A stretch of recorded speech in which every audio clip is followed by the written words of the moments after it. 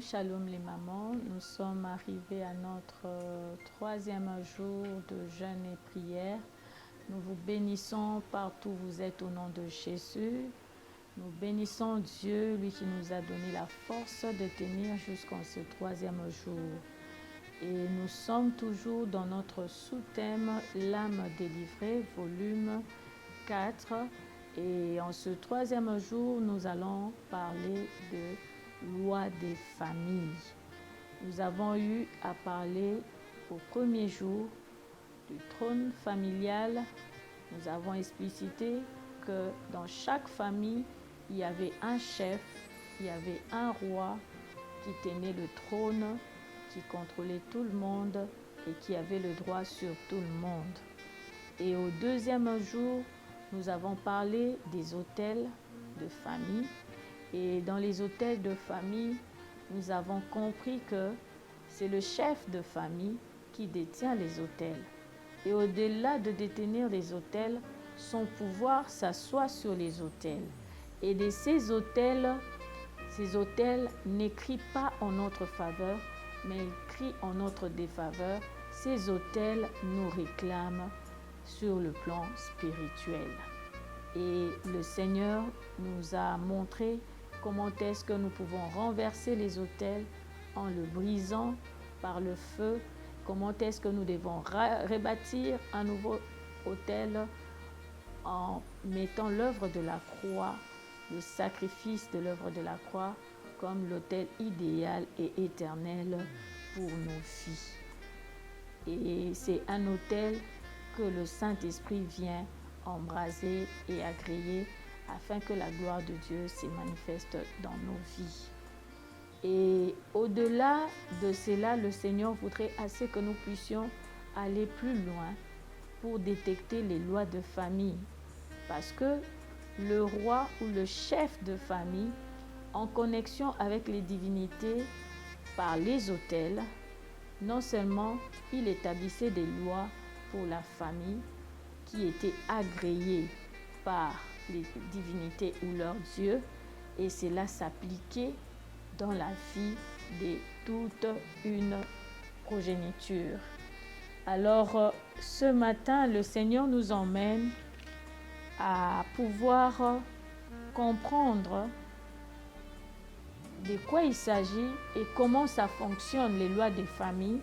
Au travers du livre d'Esther, nous allons faire des lectures kangourous. Au chapitre 3, nous lirons le verset 13 à 15. Je lis au nom du Seigneur. Les lettres furent envoyées par les courriers dans toutes les provinces du roi pour qu'on détruisît, qu'on tuât, c'est qu'on fit périr tous les Juifs, jeunes et vieux, petits enfants et femmes, en un seul jour. Les 13e du 12e mois, qui est le mois d'Adar, et pour que leurs biens fussent livrés au pillage. Ces lettres renfermaient une copie de l'édit qui devait être publiée dans chaque province et inviter tout le peuple à se tenir prêt pour ce jour-là. Les courriers partirent en toute hâte d'après l'ordre du roi. L'édit fut publié dans Suse, la capitale, et tandis que le roi et Aman étaient à boire, la ville de Suse était dans la consternation. Ici, nous sommes en train de parler de l'histoire des Juifs à l'époque où ils étaient sous l'emprise du roi Assuérus de Babylone. Alors, il y a une loi qui a été dite, qui a été dictée, qu'on devait tuer tous les Juifs. Hommes, femmes, enfants, vieux, on devait tous les tuer et prendre tous leurs biens. Et cette loi-là, le roi a approuvé, ainsi que son conseiller Aman, qu'on puisse les distribuer dans toutes les villes où il y a des Juifs, Bomaï. Et on a fixé un jour précis où devait se faire ce sacrifice-là. Tel que tu es là, tu es chez toi, tu n'as rien fait, tu crains le Seigneur, tu marches avec le Seigneur. Mais il y avait déjà une loi qui a été écrite, qui a été décrétée, alors que tu ne faisais même pas partie, alors que tu n'étais même pas encore né. Et de cette loi-là, condamner ta famille, peut-être à la mort, à l'âge de 45 ans, peut-être à la mort de tous les premiers-nés. À chaque fois qu'un enfant entrera en mariage, le premier-né sera donné en sacrifice. Dans toute une famille, toute une lignée, toutes les personnes qui sont entrées en mariage, ils ont eu à faire des fausses couches avant de pouvoir avoir les enfants qu'ils ont actuellement.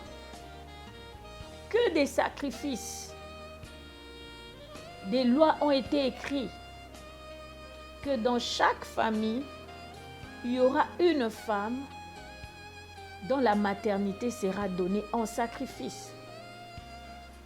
Dans chaque famille, il y aura une loi qui fera que les filles ne puissent pas se marier ou les hommes ne puissent pas se marier ou que les hommes aient plusieurs femmes.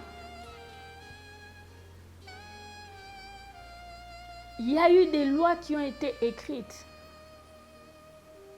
que dans cette famille, personne n'aura un diplôme d'État. Il y a eu des lois qui ont été écrites que dans cette famille, personne ne pourra travailler ni aller de l'avant. Il y a eu des lois qui ont été écrites. Personne ne quittera la maison familiale. Là, je le dis sur le plan spirituel et sur le plan physique. Il y a de ces gens-là, ils rentrent toujours sous le toit paternel, physiquement. Mais il y a d'autres sur le plan spirituel. Tu rêves que tu rentres toujours dans la maison familiale. Ça veut dire qu'il y a une loi qui a été déjà écrite. Personne ne quittera cette maison sur le plan spirituel. La question qui t'est posée est de savoir quelle est la loi qui persiste au-devant de ta vie, au-devant de la vie de tes enfants, au-devant de la vie de ton mari. Qu'est-ce que tu as constaté comme loi qui persiste et qui te consterne et qui te trouble? J'aimerais te dire, les 3 jours de jeûne et prière que nous faisons ne sont pas vains. Nous sommes appelés à prier et à jeûner pour que certaines lois tombent. On nous dit au chapitre 5, toujours dans le livre d'Esther, le verset 2. Lorsque le roi vit la reine Esther debout dans la cour, elle trouva grâce à ses yeux et le roi tendit à Esther le sceptre d'or qu'il tenait à la main. Esther s'approcha et toucha le bout du sceptre. Amen. Esther faisait partie des enfants de Juifs. Lorsqu'elle a appris, elle a constaté que la loi lui concernait, elle est entrée en jeûne et prière. Tout le peuple juif, y compris elle, sont entrés en 3 jours de jeûne et prière à sec. Elle n'avait pas le droit d'aller voir le roi directement, à moins que le roi fasse appel à elle. Mais puisqu'elle a eu à prier, on nous dit Esther s'étint debout. Elle alla vers le roi, elle s'étint debout et elle a trouvé grâce aux yeux du roi. En d'autres termes, lorsque nous constatons qu'il y a des lois, des malédictions, qui ont été prononcées et qui persistent et qui continuent de nous réclamer, bien-aimés, ne croisons pas le bras.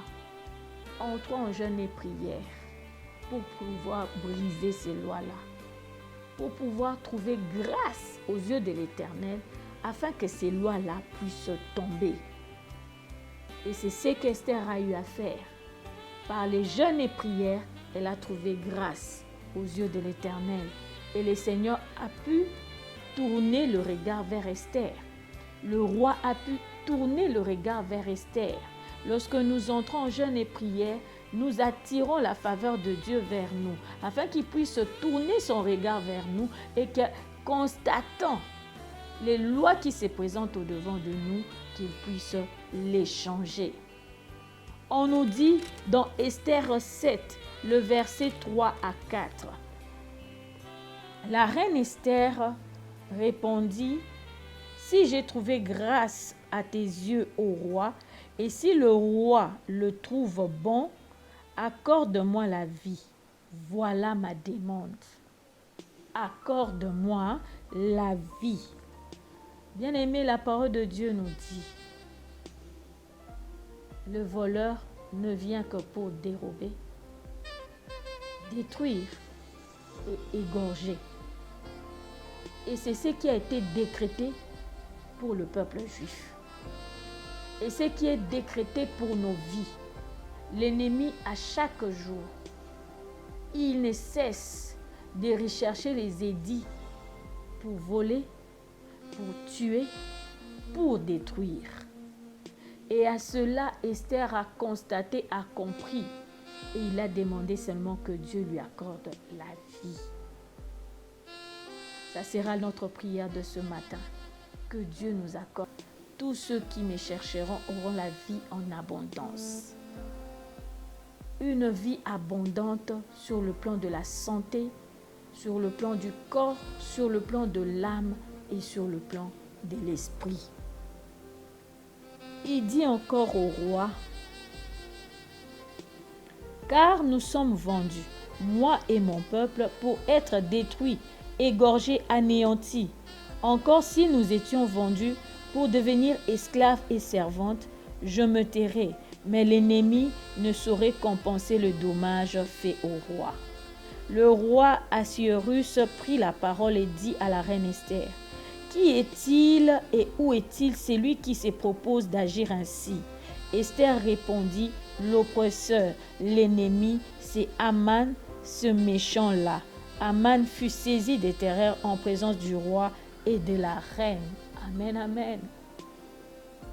Lorsque nous constatons ces lois-là, nous devons les dénoncer auprès de notre Dieu.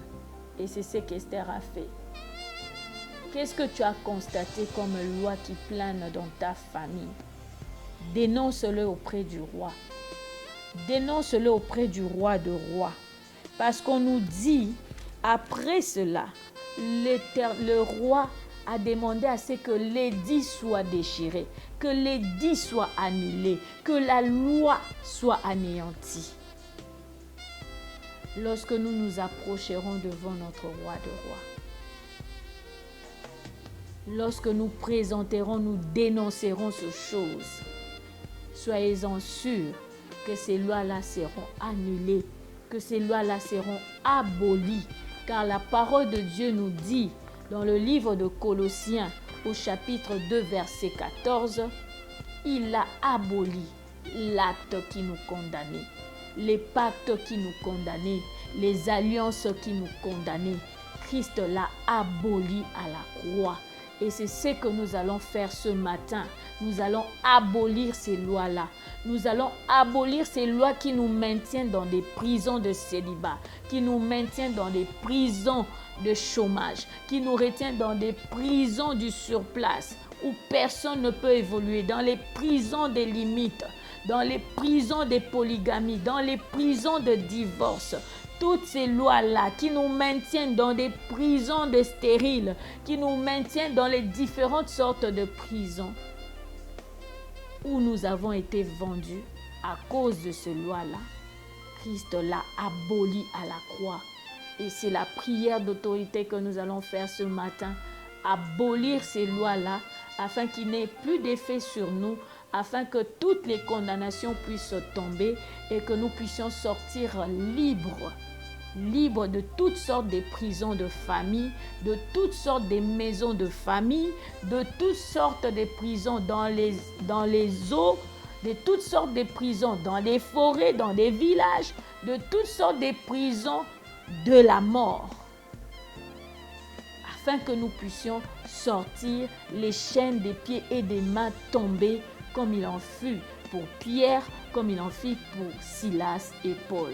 Que Dieu bénisse sa parole.